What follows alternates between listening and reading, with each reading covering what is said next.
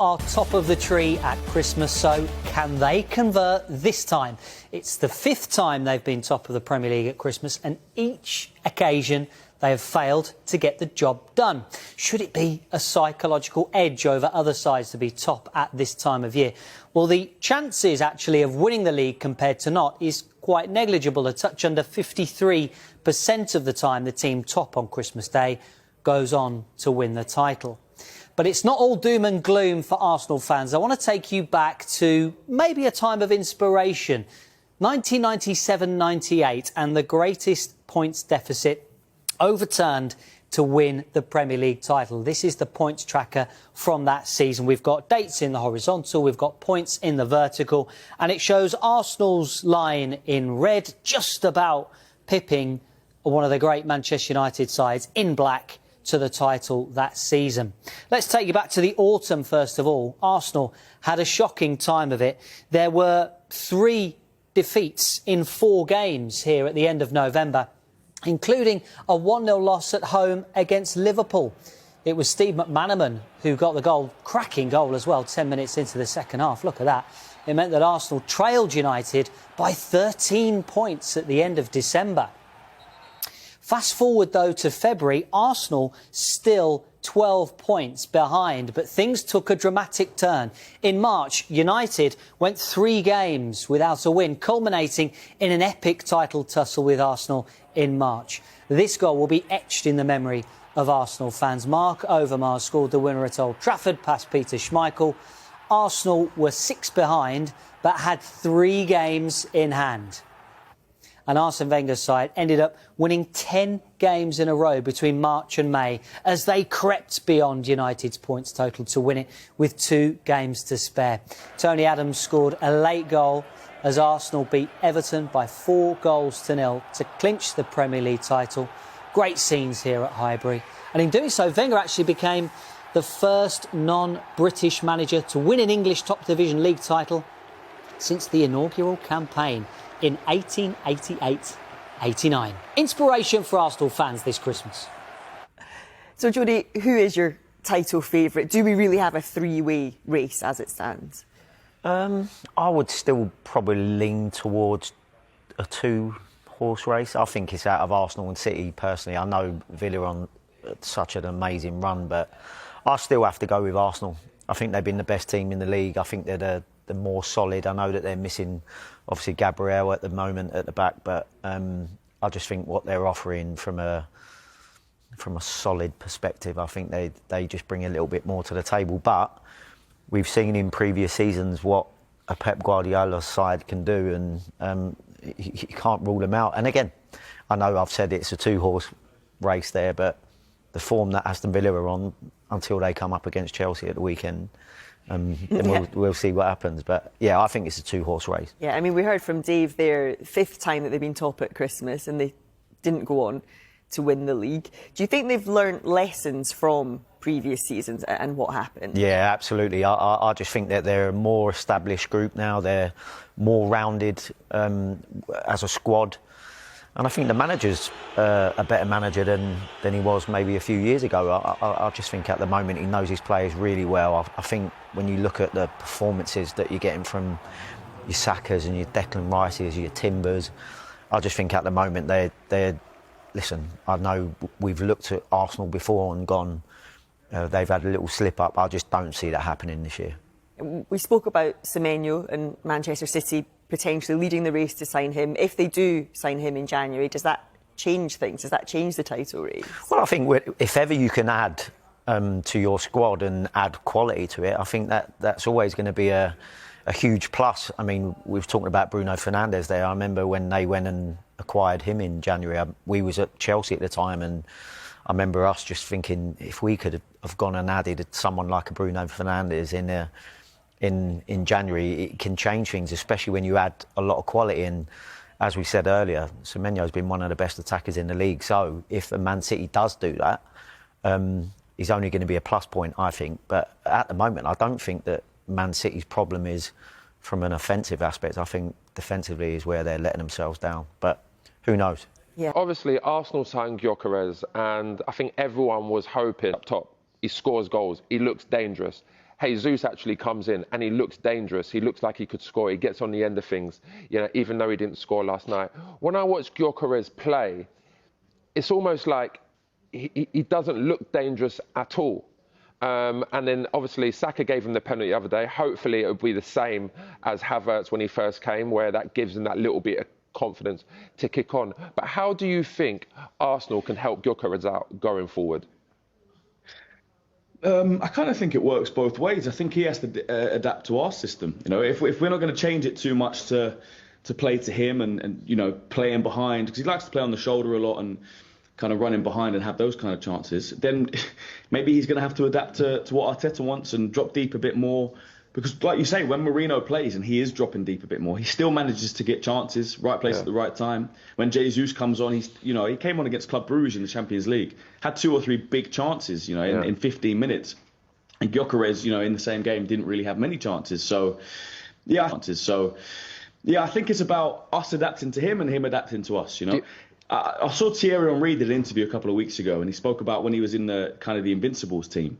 When Freddie Ljungberg had the ball, he had to adapt his game to know, because Freddie was a different player to Robert Pires on the left wing. He wasn't creative. Pires is going to put it in behind. Ljungberg might, you know, go on a run. How can I adapt my game to the players behind me? When Odegaard's got the ball, Gyökeres, maybe that's when you make the runs in behind. But when Saka's got it, you know, maybe you get it across the front post because you know he's going to cut it across. Christian, it's those kind of movements. Sorry, Christian, even there with, you know, Odegaard, I feel like since Odegaard's come back, Eze's performances has dropped off. And I like Eze playing as a real number 10 in there, because when he's around the box, he can shoot with both feet. I feel like there could be a goal here. Whereas even though Odegaard looks great, he keeps possession of the ball, he barely loses it, I feel like those passes that you expect him to do, he hasn't actually been doing. And there's been times this season when Gyökeres has made some good runs.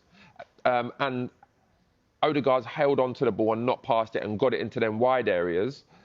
I feel like Odegaard maybe needs to change his game to help him, or play Eze, because when it was Eze and Zubimendi and Rice in there, it seemed to be better. There seemed more like cutting edge, almost more creativity there. What do you think? Yeah, well, I think that's for Mikel on the training ground. You know, that's for whether it is Odegaard or Eze saying, look, you've got a striker that loves to run in behind, in front of you. It's not a Mourinho that's going to drop deep and, you know, play 1-2s with you and then get out to the wing to get it in the box. You know, try and find those balls in behind. There's been, you know, many times where Odegaard has the ball in that kind of 8-10 position and Gyökeres is making that run. But it's about taking a risk. And I think Arteta, in his way of coaching, he likes the percentages. Systematic. You know, rather than, it is systematic, 100%. But, you know, rather than playing that risky ball that might get cut out, you know, play the safe ball out to the wing and then we're trying to get it in the box. Maybe we've got to take a risk. Maybe it is, you know, play to his strengths, try and get him in behind a bit more, get him on the end of things, because I think he's a very good finisher. You know, you say about the penalty that we gave him on the weekend, I don't think it was a pity confidence penalty. You know, he has scored, I think, 5 in 15. You know, the Havertz one a couple of years ago was different. He hadn't scored a goal yet. I think Gyökeres is a confident player. I just think it's about getting him in those positions, him adapting to the team a little bit. But all of that said, it's not doom and gloom. You know, the vibes are a little bit down.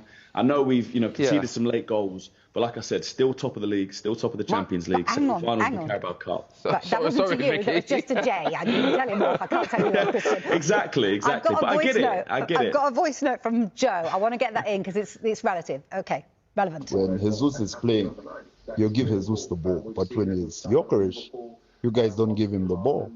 There you are. Okay, then, so if that's the case, which I don't think it is, then he's basically saying there, the rest of the team don't trust Gyökeres with the ball. Otherwise, why wouldn't you give it to him? When you see these big players, like, for example, Ekitike, he goes to Liverpool. Everyone's given him the ball. But then again, I look at Ekitike and I say, he's evolved his game. He's coming into wide areas. He's dropping deep. His link-up play is very good. When he gets into them positions, he's clinical.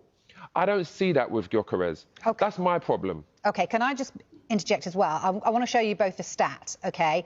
Arsenal's conversion rate is currently 15.47. Now, since 2011, the only team to have won the league with a lower chance conversion rate, guess who?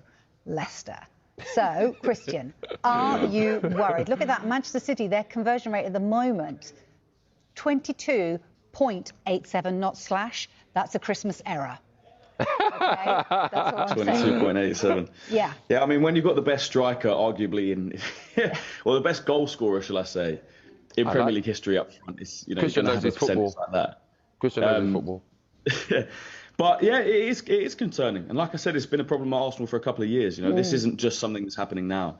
I remember in the 22-23 season, although we scored a lot of goals, I remember playing against West Ham at home and having, I think, 25 or 30 shots and losing 2-0, you know. Like I said, 21 points from winning positions last season. A lot of those games, 1-0 up, have the chance to score the second, you don't, and you get punished in the Premier League. So it's definitely a concern, definitely something to work on, and we've got to start taking our chances. But that said, you are still winning games. You know, I'm hearing a lot, It's a defence, dare I say, Vicky. It whinging is the Arsenal defence. fans at times. One sitting to my left. But, you know, and you've only lost 2 games this season, Yeah, and you're but still winning. Even against Wolves, it was a terrible performance. You still got the win with courtesy of 2 own goals. But that's where it's frustrating, because I know how good this team is. You know, I look at that Sunderland game. You're 2-1 up. That second half playing so well, have chances to, you know, kill the game 3-4. You can see that's 2 points dropped. But Aston Villa, there was chances. There were other games where there were chances to kill games and have even more points, be even more clear as City. But we don't, and it's only 2 points. I'm cutting you. Dean says here, look, he's backing me up. Dean from home, he said. Dean from home, he sent this message in. It's not all doom and gloom. Let me just say that. I'm not being negative. My fear is, when I look at Man City, they're scoring goals freely. They've only conceded, 6 more goals than Arsenal, right? And we're talking about Arsenal's defence being one of the best. But then they've scored 10 more goals. Now, one thing I would say there, Christian, and you're absolutely right, Gabriel, as much as I feel like Saliba is probably an all-round better player, I think Gabriel is more important to Arsenal's backline. He organises, he's very vocal, he gets tight. He must be, you know, awful to play against because he's got all the attributes. When you look at Man City have evolved their game. Guardiola has evolved their team. As in, he is allowing Mavericks to get on the ball now in them areas and say, just go and create. He's not having Doku in that wide area where he's playing one-on-one v a defender no more, where the ball's going around and around and around. Now he's got Cherky, now he's got Foden saying, go and create. I feel like Arteta has to let the players off the leash. Go and play, go and create. I think that is now the way Arsenal can be successful, but I still feel like he's a bit more systematic. He is, and look, I don't think he's going to change that. I've been saying for a long time, I'd like to see in a lot of home games, you know, Odegaard and Eze play together. The West Ham game, when Odegaard actually injured his knee, he started a midfield 3 of Rice, Eze and Odegaard. And I was like, that's great. You know, 2 attacking midfielders that can create, and then 3 attackers in front. Go and create chances. Go and, like you're saying, you know, let them create. Let them be free and express themselves. Even yesterday, I don't think you needed to start Marino necessarily in that midfield. You could have started Odegaard and Eze. You could have started Ranieri. Create more chances. But that wasn't our problem last night. You know, we created chances. Madueke had 2 or 3 great chances. Gabriel Jesus in that first half. Martinelli. Timber had 2 massive chances in the game. We just couldn't kill off the game. So I would like to see Madueke on the left as well, by the way. At least he can put crosses in for Gyökeres. Yeah, we've seen him on the left a little bit. I think at Chelsea he played on the left. I personally think he's better on the right. But I don't think he's going to be Exactly. I don't think he's going to start on the right while Saka's there. I do think Trossard's been our best attacker this season. Definitely in terms of being clinical, output. But even Trossard, you look at the Everton game. We win 1-0 last week. Massive chance, you know, hits the post. You score that, it goes 2-0 in the 75th minute. The game's dead. Even then, you know, it's still in the balance. So if we can start killing off teams earlier, I think we'll... I'm not going to say it's going to be easy, but it's going to be a lot easier. It's going to be a lot easier for us because we obviously drop less points from winning positions. So just finally, Christian, obviously you were first for 4 times before, haven't you? And each time you've failed to go on. Vicky likes talking about this. I'm just saying it's a statistic. I can sense it. So the final word to you, Christian. Are you feeling confident being top of the tree for Christmas? Yeah, I'm still confident. I still believe in this team. I think it's a very good team, very good squad. Got the experience now, you know, been there a few times. It hasn't happened. A bit of age on our side as well. You know, these players are a few years older. Saka, in our first title race, 22-23, was obviously 3 years younger, and Saliba and a lot of these players, they've been there and done it. They've got the experience, not of actually getting it over the line,